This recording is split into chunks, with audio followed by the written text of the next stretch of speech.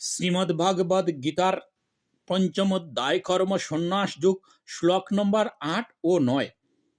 নৈব কিশ্চিৎ করোমিতি যুক্তমৈন্য তৎনবেত প্রৈশ্যান শ্রীবনং সংস্পর্শনং জিজ্ঞাসন গচ্ছনং শাপনং শাসনং প্রলভন বিসৃজন গহনিন্মিশনমিশনম্পি ইন্দ্রিয়ান্দ্রিয়ার্থে ভারতান্ত ইতি দারায়ণ।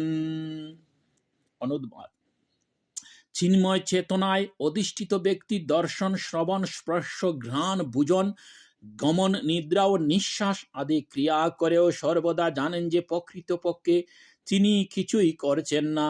কারণ প্রলাপ, ত্যাগ, গ্রহ, চক্ষুর উন্মেষণ ও নিমেষণ করার সময় তিনি সব সময় জানেন যে জড় ইন্দ্রিয়গুলি কেবল ইন্দ্রিয়ের বিষয়ে প্রবৃত্ত হয়েছে, তিনি নিজ কিচ্ছু করছেন না।